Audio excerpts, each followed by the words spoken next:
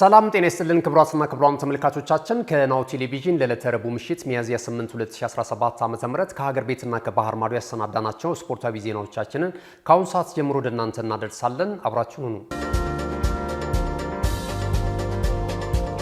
ወደ ቀዳሚው የሀገር ቤት ስፖርታዊ ዜናችን ስናልፍ የኛውን ቀዳሚ እናደርጋለን።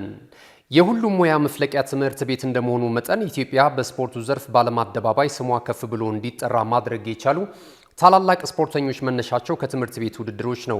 በቀጣይም ታዲያ መሰል ተተኪ አሸናፊ አትሌቶችን ለማፍራት ይህ የውድድር መድረክ ተጠናክሮ መቀጠል አለበት ሲሉ የአዲስ አበባ ወጣቶችና ስፖርት ቢሮ ምክትል ኃላፊ አቶ ዳዊት ትርፉ ከናሁ ስፖርት ጋር በነበራቸው ቆይታ ሀሳባቸውን በዚህ መልኩ ገልጿል። ሀሳባቸውን ተከታትለን እንመለስ። ከለውጡ በፊት ማሰብ በጣም ከባድ ነበረ።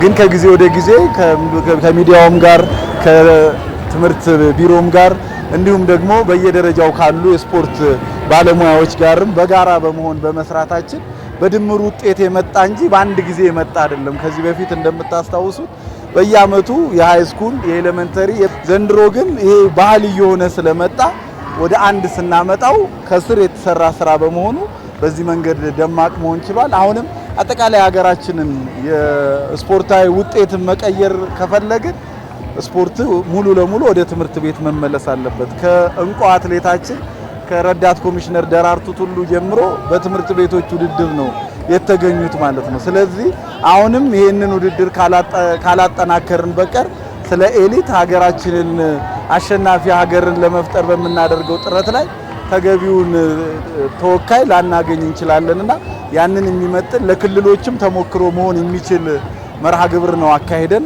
ዛሬ እየዘጋን ያለነው። ከዚህ ውስጥ እንግዲህ ያገኘናቸውን ስፖርተኞች በቀጣይ እናንተም እንደምታውቁት ያው ላውንች ስላልተደረገ እንጂ የመላ ኢትዮጵያ ውድድር ግንቦት አጋማሽ ላይ ይጀምራል። ስለዚህ ለዛም የሚመጥኑትን ወደዛ ለፕሮጀክት የሚመጡትን ደግሞ ወደ ፕሮጀክት ወደ ተሻለ ስልጠና በዩ70 በዩ50 ገብተው ስልጠናዎችን እንዲወስዱ የምናደርግ ይሆናልና በአጠቃላይ ከስፖርታዊ ጨዋነት አብሮነትን ከማጠናከር እንዲሁም ደግሞ በደጋፊዎችም ጭምር የተወደደ መርሃ ግብር አካሄደን ዛሬ እያጠናቀቅን ነው ማለት ነው። ያው እንግዲህ ዘንድሮ ሊግ ተብሎ ነው የተጀመረው። ትምህርት ሚኒስቴር ከባህልና ስፖርት ሚኒስቴር ጋር በጋራ በመሆን ወደ ሊግ ፎርማት ተቀይሯል ማለት ነው። የሊግ ፎርማት መቀየሩ አድቫንቴጁ ምንድነው? እነዚህ አይነት ውድድሮች ቶርናመንት ብቻ አይሆኑም። የሆነ የአንድ ሳምንት የሁለት ሳምንት ውድድር ሳይሆን አመቱን ሙሉ የሚካሄድ የተማሪዎችና የመምህራን ሊግ ነው የሚሆነው ማለት ነው። ያ መሆኑ በጣም ብዙ አድቫንቴጅ አለ። ምክንያቱም ትምህርት ቤት አመቱን ሙሉ ነው የሚካሄደው።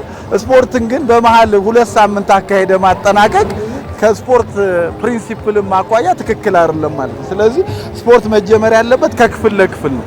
ከክፍል ለክፍል ከዛ ትምህርት ቤት ከትምህርት ቤት እያለ ነው አድጎ ሀገር አቀፍ መሆን ያለበትና ይሄንን ምንድነው የምናስበው ከጥቅምት ጀምሮ ከክፍል ለክፍል ይጀምርና ይሄ የአመቱ ማጠቃለያ በትምህርት መጠቃለያ ወቅት ነው መካሄድ ያለበት የከተማ አቀፉ የሚል እቅድ ይዘን ነው እየተንቀሳቀስን ያለነው። ለዛ እቅድ ደግሞ የሚሆን ከሁለታችንም ተቋም የተቋቋመ አንድ ቲም ይህንን ጥናት እያጠና ነው። በቅርቡም ላውንች ይደረጋል ማለት ነው።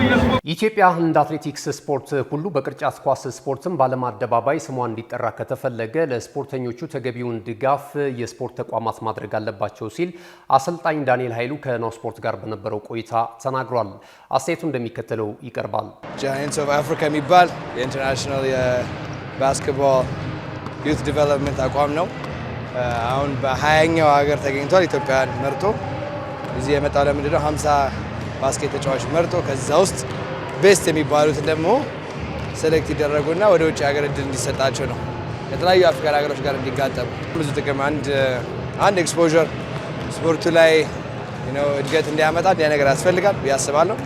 ከዛም በስተቀር እኒህ ቤስት ተብሎ የሚመረጡ ተጫዋቾች ደግሞ ውጭ ደግሞ ችሎታቸው እንዲታይ ደግሞ እድል ይሰጣቸዋል።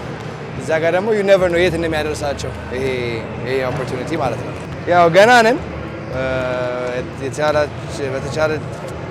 የቻለውን ያህል እየሞከርን ነው ያን ነገር ለማሳደግ። ኦንላይን ላይ እና በሚዲያ ብዙ ስለማይታይ ባስኬት ስፖርቱ እንዲያድግ ትንሽ ይገድበናል። እኛን ራሱ ቼክ ብታደርጉን ኢንስታግራም፣ ፌስቡክ ወይ ቲክቶክ ላይ አዲስ ባስኬትቦል ብላችሁ ታገኙታላችሁ። ሞር የባስኬትቦልን እድገት እዛ ላይ እያሳየን ነው ብለን እናስባለን። ሞር ደግሞ ስልጠና ላይ ፎከስ በማድረግ ግን ገና ነው፣ ግን እየሄድንበት ነው። እና ደግሞ ብዙ ተስፋ አለው ብዬ አስባለሁ። ካሽጎ በየትኛውም ዓለም ሆነው በማንኛውም ሰዓት ለወገኑ የሚደርሱበት ፈጣን የገንዘብ መላኪያ ተከፈተሎ። ማስተርና ቪዛ ካርዶን በመጠቀም ከ5 እስከ 20 ዶላር የሚልኩበት አዲስ የገንዘብ መላኪያ መንገድ። ካሽጎን ለየት የሚያደርገው የትኛውም የገንዘብ ዝውውር በፍጥነት አገልግሎት ከመስጠቱም ባሻገር ለማንኛውም አገልግሎት ምንም አይነት ክፍያ አለመጠየቁ ነው። በሀገራችን ታሪክ ገንዘብን ከውጪ ወደ ሀገር ቤት በማስተላለፍ በመተግበሪያ መልክ አገልግሎት መስጠት የጀመረው የመጀመሪያው ሀገር በቀል የገንዘብ መላኪያ ዘዴ ካሽጎ ከ4500 በላይ ባሉ የባንክ ቅርንጫፎች አገልግሎት እየሰጠ ይገኛል። ገንዘቦን በሰኮንዶች ልዩነት ውስጥ ይፈልጉ በአካውንቶ ወይንም በእጆ ቆጥረው የሚወስዱበት ልዩ ዘዴ። በቅርቡ ሁሉንም ኢትዮጵያዊ ባለቤት ለማድረግ ጉዞ የጀመረው ካሽጎ ዛሬውኑ መተግበሪያውን በስልኮ ላይ በመጫን የአገልግሎቱ ተጠቃሚ ሆኑ። ፍጥነት መለያችን፣ ኢትዮጵያን መክፈቻችን፣ ካሽጎ ነው መላኪያችን። ካሽጎ የአዲሱ ትውልድ ብራንድ። ክቡራትና ክቡራን ተመልካቾቻችን ከናሁ ቴሌቪዥን ስፖርታዊ ዜናዎቻችን እንደቀጠሉ ናቸው። ቀደም ሲል የሀገር ቤት ስፖርታዊ ዜናዎች ወደ እናንተ ደርሰዋል። ከዚህ ሰዓት ጀምረን ደግሞ የባህር ማዶ ስፖርታዊ መረጃዎችን ወደ እናንተ የምናደርሰው የተወዳጁ የእንግሊዝ ፕሪሚየር ሊግን ቀዳሚ እናደርጋለን። በተወዳጁ የእንግሊዝ ፕሪሚየር ሊግ የተስተካካይ መርሃ ግብር ጨዋታ ዛሬ ምሽት የሚከናወን ይሆናል። በዚህም መሰረት በአሰልጣኝ ኤዲያው እየተመራ የሚገኘው ኒውካስል ዩናይትድ በሜዳው ሴንት ጄምስ ፓርክ ስቴዲየም የደቡብ ለንደኑን ክለብ ክሪስታል ፓላስን የሚያስተናግድበት ጨዋታ ይጠበቃል። በዚህ ጨዋታ ላይ ኒውካስል ዩናይትድ በቀጣይ በአውሮፓ ቻምፒየንስ ሊግ የውድድር መድረክ ላይ የተሳትፎ ስፍራን ይዞ ለማጠናቀቅ ከፍተኛ ፍልሚያ ያደርጋል ተብሎ ይጠበቃል። አሁን ላይ ማክፓይሶቹ 56 ነጥቦችን ይዘው አራተኛ ደረጃ ላይ የሚገኙ ሲሆን ይህን ጨዋታ በድል መወጣት ከቻሉ ነጥባቸውን ወደ 59 ከፍ በማድረግ የኖቲንግሃም ፎረስትን ቦታ ሶስተኛ ስፍራን የሚረከቡም ይሆናል። በዚህም መሰረት ለዛሬው ጨዋታ ላይ ከፍተኛ ጥረት ያደርጋሉ ተብሎ ይጠበቃል።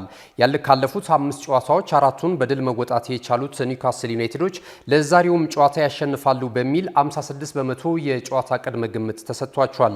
ተጋጣሚው ክለብ በበኩሉ ክሪስታል ፓላስ አሁን ላይ 43 ነጥቦችን ሰብስቦ 12ኛ ደረጃ ላይ የሚገኝ ሲሆን ካለፉት 5 ጨዋታዎችም 3ቱን በድል በመወጣት አንዱን በሽንፈት እንዲሁም ደግሞ አንዱን በአቻ ውጤት ማጠናቀቅ ችሏል።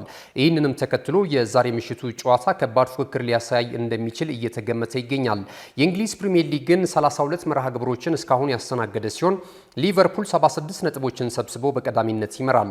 አርሰናል በ63 ነጥብ ሁለተኛ ደረጃ ላይ የሚገኝ ሲሆን ኖቲንግሃም ፎረስት በበኩሉ በ57 ነጥቦች ሶስተኛ ደረጃ ላይ ተቀምጧል። ዛሬ ምሽት ከክሪስታል ፓላስ ጋር ጨዋታውን የሚያደርገው ኒውካስል ዩናይትድ በበኩሉ በ56 ነጥቦች አራተኛ ደረጃ ላይ ተቀምጧል። የአሰልጣኝ ፔፕ ጋርዲዮላው ቡድን ደግሞ በ55 ነጥቦች አምስተኛ ደረጃ ላይ ይገኛል። ቼልሲ እና አስተን ቪላ ተከታዩን ደረጃ ይዘውታል። ዓለም በጉጉት ወደሚጠብቀው የአውሮፓ ቻምፒየንስ ሊግ የሩብ ፍጻሜ የመልስ ጨዋታዎች አልፈናል። የአውሮፓ ቻምፒየንስ ሊግ የውድድር መድረክ የ2024-25 የውድድር ዘመን የሩብ ፍጻሜ የመልስ ጨዋታዎች ዛሬ በአውሮፓ ከተማ 2 ስቴዲየሞች ላይ የሚከናወኑ ይሆናል። በዚህም መሰረት ሁለቱንም ጨዋታዎች በጉጉት የሚጠበቁ ሲሆን የጣሊያኑ ክለብ ኢንተር ሚላን በሜዳው ሳንሲሮ የጀርመኑን ክለብ ባየር ሙኒክን የሚያስተናግድበት ጨዋታ ምሽት 4 ሰዓት ላይ ይደረጋል። ይህ ጨዋታ አስቀድሞ በመጀመሪያው ዙር በኢንተር ሚላን 2-1 አሸናፊነት መጠናቀቁን ተከትሎ የዛሬውን ጨዋታ የበለጠ ተጠባቂ እንዲሆን አድርጎታል።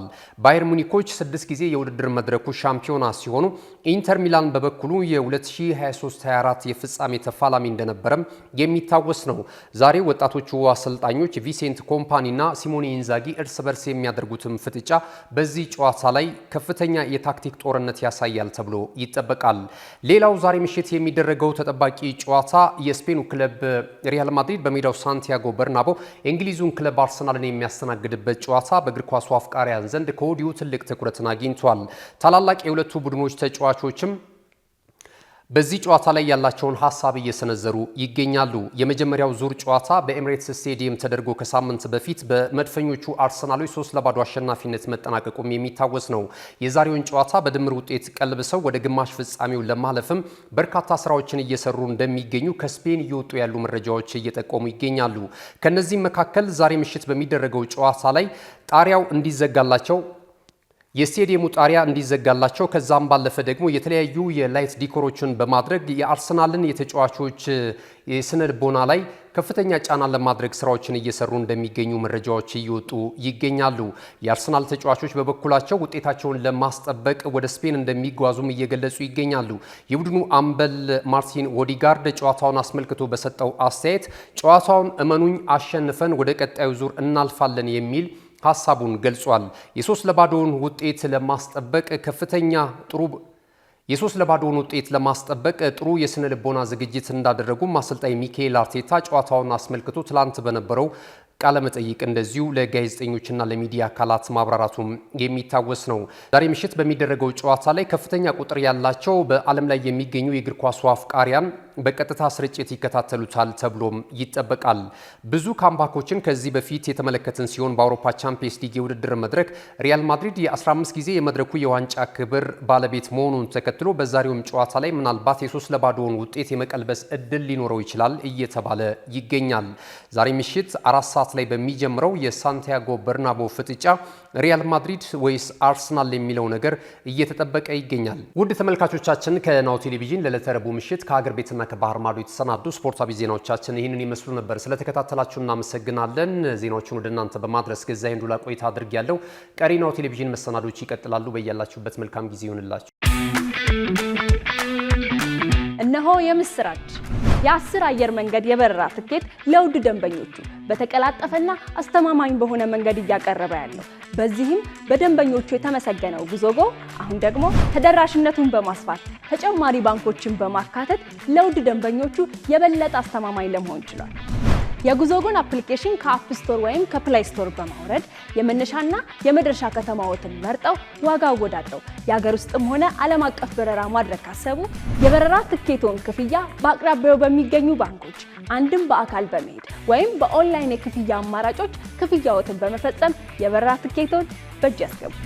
ከዚህም በተጨማሪ እንደ ሁል ጊዜው ወደ ጉዞጎ የጥሪ ማዕከላችን 7473 በመደወል ከሙሉ የበረራ መረጃ ጋር የ24 ሰዓት የትኬት አገልግሎት ማግኘት እንደሚችሉ ስናበስሮ በታላቅ ደስታ ነው።